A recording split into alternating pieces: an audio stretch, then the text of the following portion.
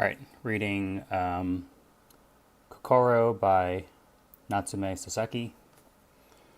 Going to read for about 30 minutes, at least 30 minutes, I should say. All right, chapter 28. It's none of my business, of course, but in my opinion, if there's anything to inherit, you should make sure the matter's completely attended to before it's too late. Why not arrange things with your father now, while he's still well? When the worst happens, it's inheritance that causes the biggest problems. Yes, I paid no particular attention to his words. I believed that the others in our family, my parents included, were as little concerned about this issue as I was. Moreover, Sensei's uncharacteristic pragmatism somewhat startled me. My natural respect for an elder, however, made me hold my tongue. Please forgive me if anticipating your father's death like this has offended you. But it's in the nature of things for people to die. There's no knowing when even the healthiest of us will die. Sensei's tone held an unusual bitterness. It doesn't upset me in the slightest, I assured him. How many brothers and sisters did you say you had? He asked. He then inquired about the number of people in my family, what relatives I had, and details of my aunts and uncles. Are they all good people? I don't think there's anyone you would call bad. They're country people for the most part. Why shouldn't country people be bad? This interrogation was becoming disconcerting, but Sensei did not even give me time to consider my answer. Country people are actually worse, if anything, than city folk, he went on. Another thing, you said just now that you didn't think there was anyone among your relatives you'd call bad. But do you imagine there is a certain type of person in the world who conforms to the idea of a bad person? You'll never find someone who fits that mold neatly. On the whole, all people are good, or at least they are normal. The frightening thing is that they can suddenly turn bad when it comes to the crunch. That's why you have to be careful. Sensei was in full flow. I was about to interrupt him when a dog suddenly barked behind us. We both turned in surprise. Our bench stood at the front corner of a bed of cedar seedlings. To one side of it, a wide stand of thick dwarf bamboo stretched back, hiding the ground. In its midst, we could make out the back and furiously barking head of a dog. As we stared, a child of about 10 came running over and set about scolding the animal.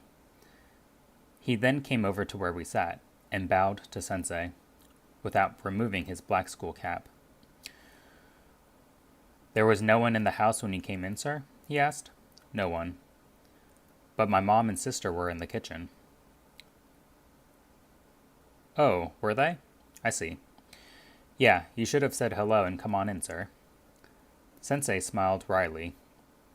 He took out his purse and put a 5-cent coin into the lad's hand. Tell your mother, please, that we would like to take a rest here for a little. The boy nodded, his eyes twinkling with a knowing grin. I'm leading the spy patrol in our game, see? He explained and ran off down the hill, through the azaleas. The dog rushed after him, tail aloft, and sure enough, a couple more children of about the same age soon came running past in the same direction as our spy patroller.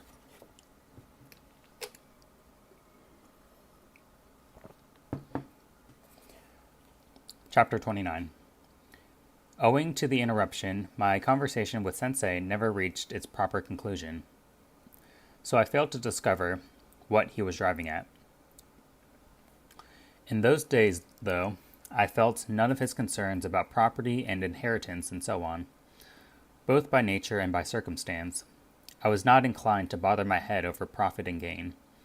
In retrospect, I realized that the whole question of money was still distant for me. I had never had to earn my own living, let alone personally confront the situation Sensei spoke of. But Sensei had said one thing that I wanted to get to the bottom of. His statement that when it comes to the crunch, anyone can turn bad.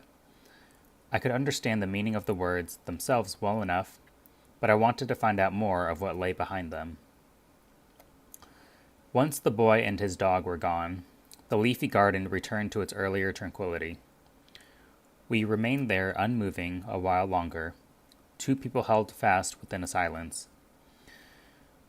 As we sat, the beautiful sky was slowly drained of its brightness. Over the trees around us, mostly delicate maples dripping with soft green new leaves, darkness seemed to creep slowly. The rumble of a cart reached our ears from the distant road.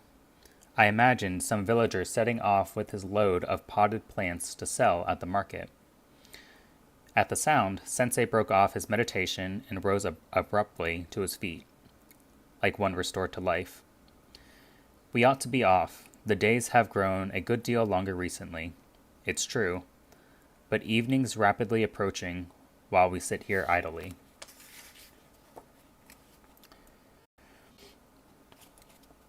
His back was covered with bits of leaf and twig from the bench. I brushed them off with both hands. Thank you. Is any resin stuck there? Everything's off now. This coat was made quite recently, so my wife will be cross if I come home with it dirty. Thank you. We set off down the gentle slope and emerged back in front of the house. A woman was sitting on the once empty veranda. She was busy winding yarn onto a spool with the help of her daughter, a girl of 15 or 16. When we arrived beside the big tub of goldfish, we bowed and apologized for our intrusion. No, not at all, the woman politely responded, and thanked us for the boy's coin. We went out the gate and set off for home. After a short distance, I turned to Sensei. That thing you said earlier, I said, about how people can suddenly turn bad when it comes to the crunch. What did you mean by that? Well, nothing deep, really. I mean, it's a fact. I'm not just theorizing. Yes, that's all very well, but what do you mean by when it comes to the crunch? What sort of situation are you talking about? Sensei burst into laughter. Now that his original impulse had flagged, he seemed to have no interest in providing me with a serious explanation. Money, my friend. The most moral of men will turn bad when they see money. This reply struck me as tiresomely obvious. If Sensei was unwilling to take the conversation seriously, I too lost interest. I strode coolly onward, feigning indifference. The result was that Sensei dropped somewhat behind. Hey there, he called. Then, there you are, you see? What? I turned and waited for him. All I had to do was say what I just said, and your mood changed. He was looking me in the eye.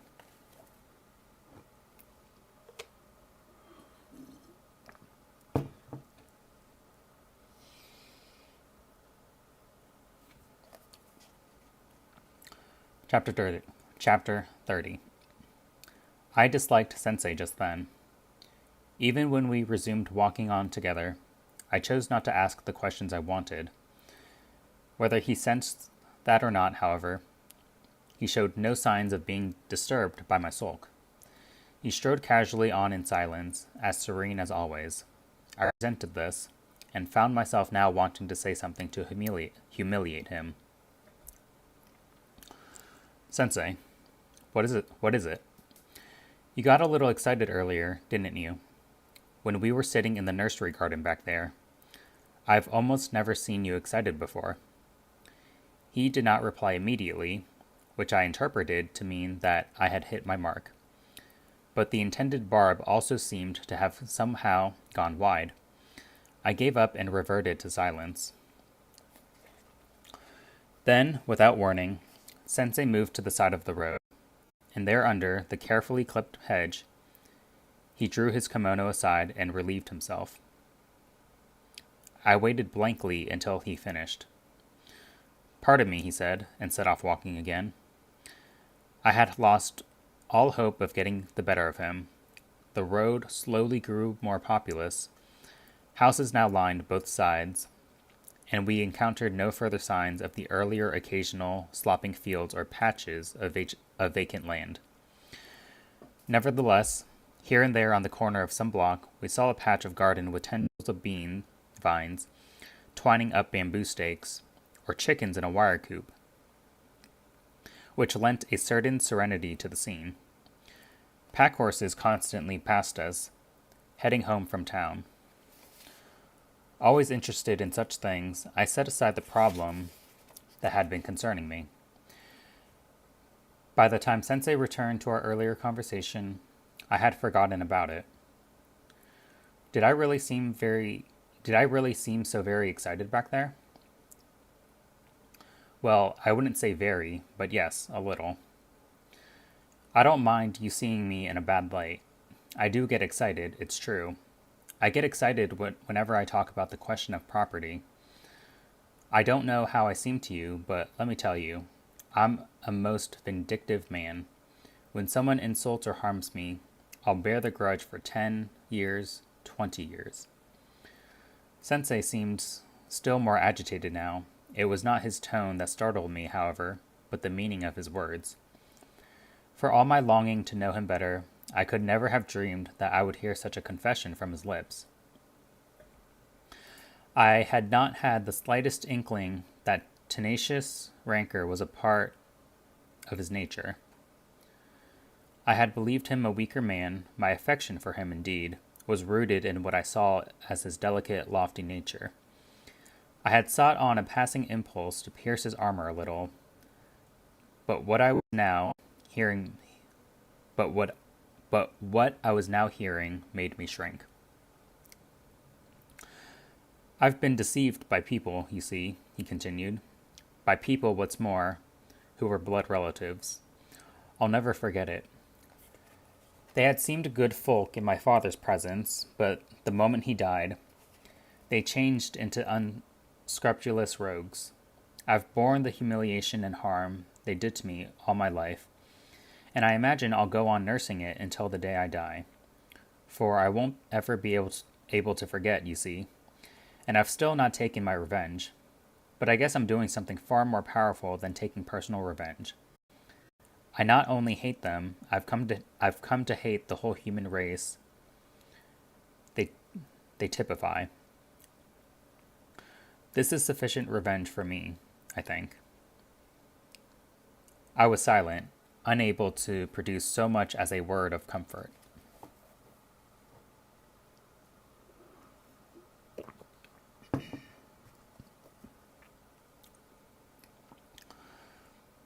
Chapter 31. Our conversation that day went no further. Indeed, I had no desire to pursue the subject. I quailed to hear Sensei speak like that. At the edge of town, we caught an electric tramcar, but while riding along together, we exchanged scarcely a word. Once we got off, our ways parted. By now, Sensei's mood had changed again. You'll be living free and easy until you graduate in June, won't you?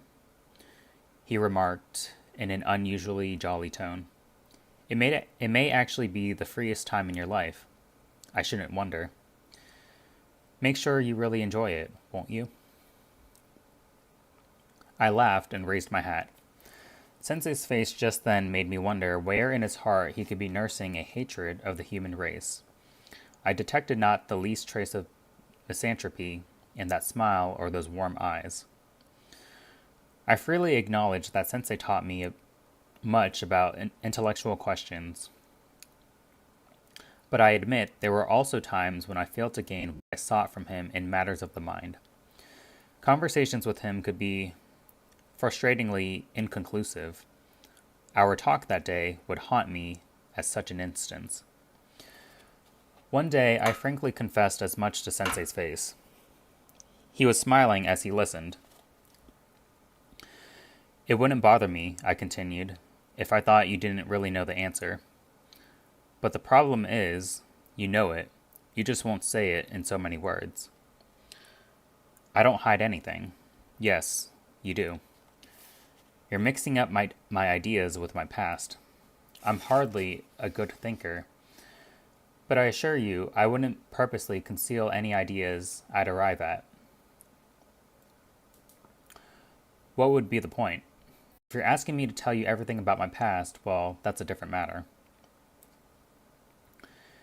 It doesn't seem different to me.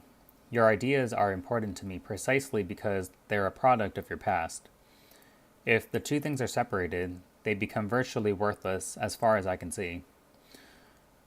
I can't be satisfied with being offered some lifeless doll that has no breath of soul in it. Sensei stared at me in astonishment. The hand that held his cigarette trembled a little. You're certainly bold, aren't you? I'm in earnest, that's all. I'm earnestly searching for lessons from life. Even if it means disclosing my past? The word disclose had a frightening ring. Suddenly, the man seated before me was not the sensei I loved and respected, but a criminal. His face was pale. Are you truly in earnest? Sensei asked. My past experiences have made me suspicious of people. So I must admit, I mistrust you too. But you are the sole exception. I have no desire to suspect you. You seem too straightforward and open for that. I want to have trusted even just one person before I die, you know. Can you be that person? Would you do that for me? Are you sincerely in earnest from your heart? If what I've just said is not in earnest, then my life is a lie. My voice shook. Good, said Sensei. I shall speak then. I'll tell you the story of my past and leave nothing out. And in return, but no, that doesn't matter.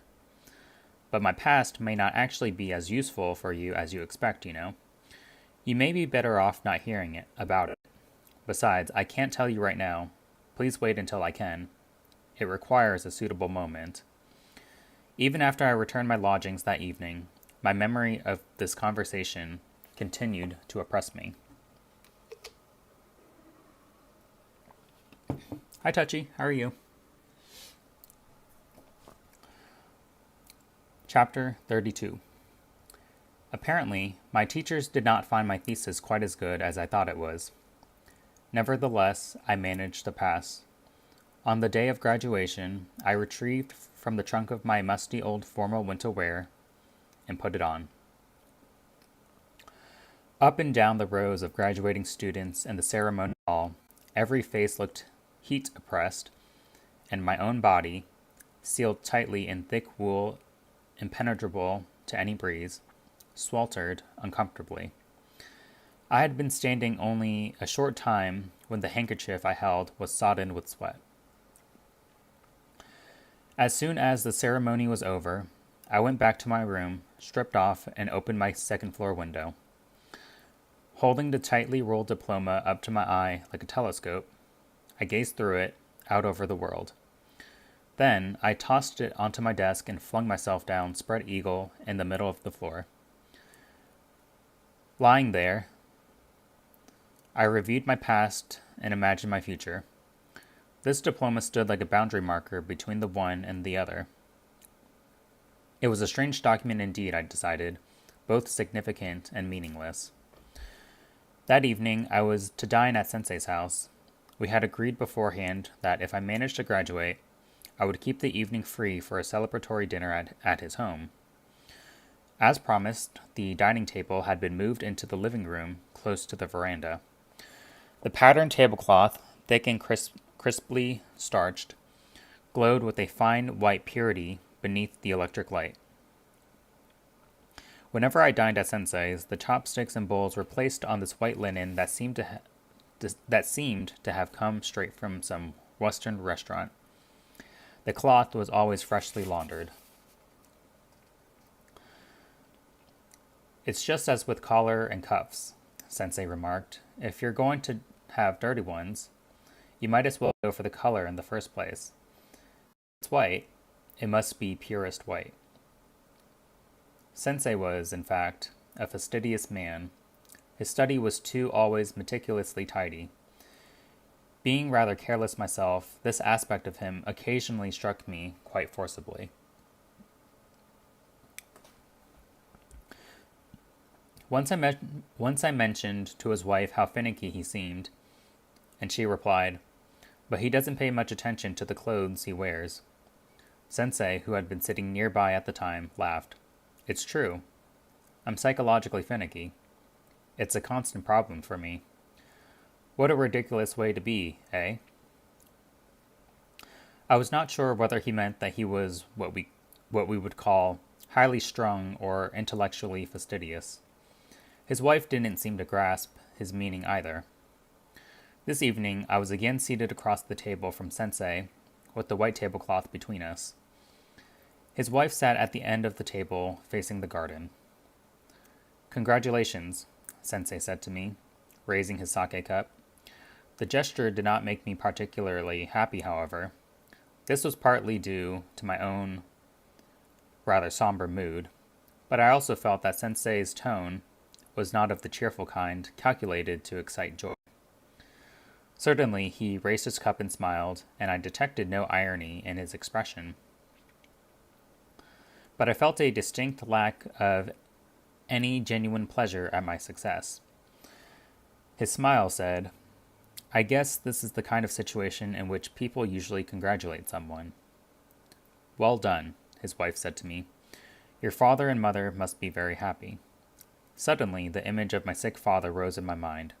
I had to hurry home and show him my diploma, I decided. "What did you do with your certificate, Sensei?" I asked. "I wonder, would it still be tucked away somewhere?" he asked his wife. "Yes, I would have put it away somewhere," she replied. Neither of them knew what had become of it, it seemed.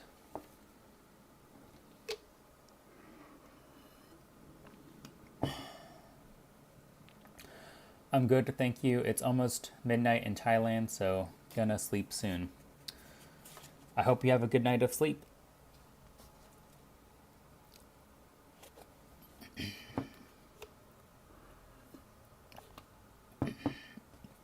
Chapter 33. In Sensei's house, when a meal with informal guests had progressed to the point where the rice was served, his wife dismissed the maid and served us herself. This was the custom.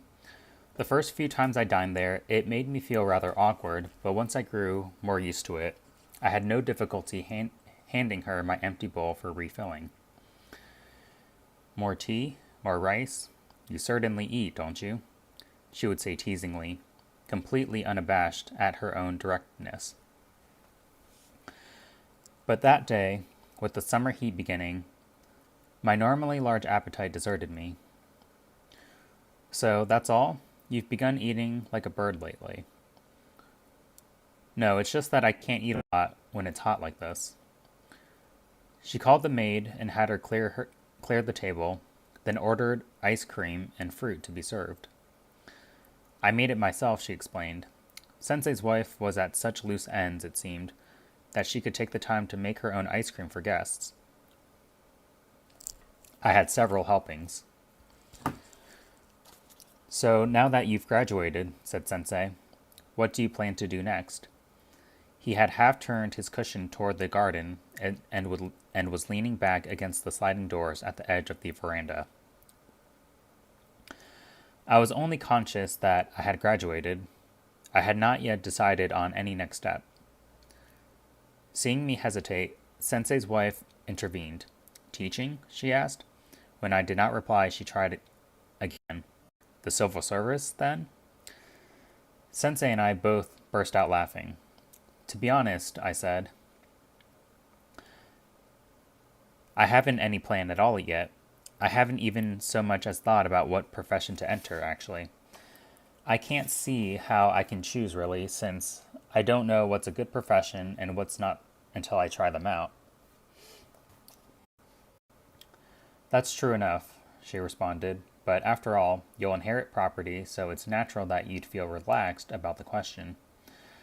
Just take a look at others who aren't so fortunate. They're far from able to be so blithe. Some of my friends had been searching for positions as middle school teachers since well before graduation, so her words were very true. I privately acknowledged that, but what I said was, I may have been infected. I may have been a bit infected by Sensei. Oh dear, he's not a good influence, I'm afraid. Sensei grimaced. I don't mind if you're influenced by me. What I'd like is for you to make sure, while your father is still alive, that you get a decent inheritance, as I said the other day. You must not relax until that's sorted out. I recalled our conversation back in early May in the spacious grounds of the nursery garden among the flowering azaleas. Those forceful words, spoken with emotion as we were walking back, echoed my mind. They were not only forceful, those words, they were terrible.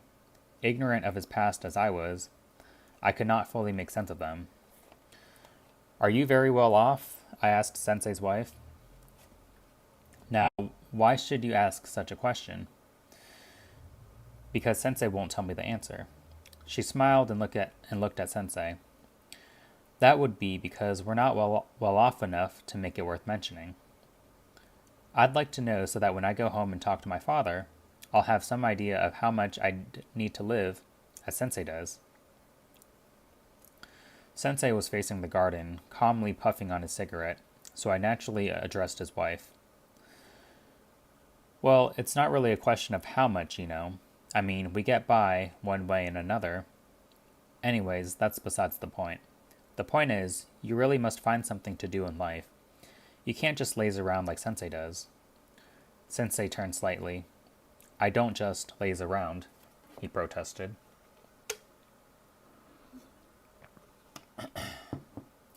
Hope you have a good day too. Thank you. I appreciate that. Chapter 34. That night, it was after 10 when I left Sensei's house. I was due to go back to my family home in 2 or 3 days, so I said my farewells as I left. I won't be seeing you for a while, I explained. You'll be back in September, won't you? Sensei's wife asked. Having graduated, I had in fact no reason to come back to Tokyo in September. Nor did I fancy the idea of returning to the city in August, at the height of the hot summer. In fact, since I felt no urgency to search for work, I could come back or not as I wished. Yes, I guess it'll be around September. Well then, take good care, won't you? We may end up going somewhere ourselves over the summer. It promises to be very hot. If we do, we'll send you a postcard. Where do you have in mind if you were to go somewhere? Sensei was grinning as he listened to this conversation.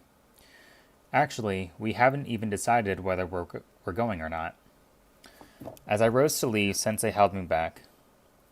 How is your father's illness, by the way? He asked. I had very little news on the subject. I replied, so I could only assume that he was not seriously ill. You can't make such easy assumptions about an illness like his, you know, he reminded me. If he develops uremia, it's all up with him. I had never heard the term uremia and did not know what it meant. Such technical terms had not come up in my discussion with the local doctor back during the winter vacation. Do look after him well, Sensei's wife added. If the poison goes to his brain, he's finished, you know. It's no laughing matter. This unnerved me, but I managed to grin. Well, there's no point in worrying, I guess, since they say it's not an illness you recover from. If you can approach it so matter-of-factly, no more need be said, I suppose, she replied, and looked down subdued. I guessed she was recalling her mother, who had died of the same illness many years ago. Now I felt genuinely sad at the thought of my father's fate. Sensei suddenly turned to her. Do you think you'll die before me? Shizu? Why? No particular reason. I'm just asking. Or will I move on before you do? The general rule is that the husband goes first and the wife is left behind. That's not always so, by any means, but the husband is generally the older one, isn't he? You mean, therefore, he dies first? Well then, I'll have to die before you, won't I? You're a special case. You think so? Well, look at you. You're just fine. You've almost never had a day's illness. No, it's certainly going to be me first. You first, you think? Definitely. Sensei looked at me. I smiled. But just say it turns out to be me who goes first. What would you do then? What would I do? Sensei's wife faltered, seeming stricken by a sudden apprehension of the grief she would feel. But then she raised her face again, her mood brighter. Well, there'd be nothing I could do, would there? Death comes when it will, as the saying goes. She spoke jokingly, but her eyes were fixed on me.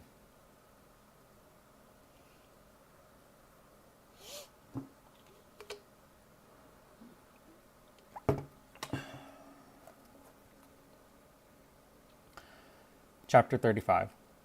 I had been about to leave, but once this conversation was underway, I settled back into my seat again. Sensei turned to me. What do you think? I was in no position to judge whether Sensei or his wife would be first to die, so I simply smiled and remarked, Who can foretell allotted lifespans? Yes, that's what it amounts to, isn't it? Sensei's wife responded. We each receive a given span of years, and there's nothing we can do about it. That's exactly what happened with Sensei's mother and father, you know. They died on the same day? Oh no, not quite the same day, of course. But just about the same, one died soon after the other. I was struck by this new piece of information. Why did they die so close together?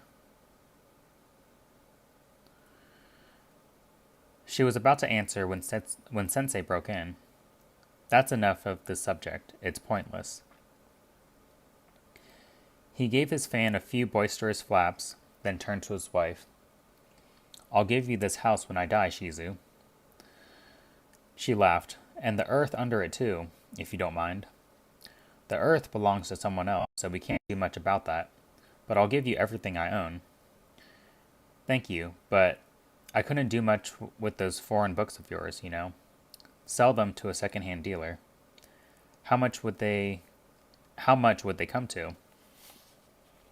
Instead of replying, Sensei continued to talk hypothetically about his own death. He was firmly assuming he would die before his wife. Although she had initially treated the conversation lightly, it finally began to oppress her sensitive woman's heart. You keep saying, when I die, when I die. That's enough talk about the next world, please. It's inauspicious. If you die, I'll do everything as you'd have wanted, rest assured. What more could you ask? Sensei looked at the garden and smiled. But to avoid upsetting her further, he said no more on the subject. I was overstaying my visit, so I hastily rose again to leave. Sensei and his wife saw me to the entrance hall. Take good care of your father, she said. See you in September, said Sensei. I said my farewells and stepped out past the lattice gate. The bushy osmanthus between the entrance and the front gate spread its branches wide in the darkness as if to block my way. As I pushed the few steps past it, I imagined the scented flowers of the autumn to come, on those twigs where dark leaves now flourished. My mental image of Sensei's house had always been inseparable from this osmanthus bush. As I paused there and turned back to look at her house, imagining the autumn day when I would cross that threshold again, the hall light that had been shining through the lattice front was suddenly extinguished. Sensei and his wife evidently gone back inside. I made my way on alone through the darkness. I did not go straight back to my lodgings. There were things I needed to buy before my journey, and besides, I had to ease my belly. which was crammed with fine food, so I set off to walk toward the bustling town. It was still full of the activity of early evening. Men and women were casually thronging the streets. I ran into a friend who had just graduated with me, and he pulled me off to a bar, where I listened to his high-spirited chatter, frothy as the beer we drank. It was past midnight when I finally got home. All right, that's it for right now. I read for over 30 minutes. If I don't read this later today, I'll try to find some time tomorrow. Alrighty.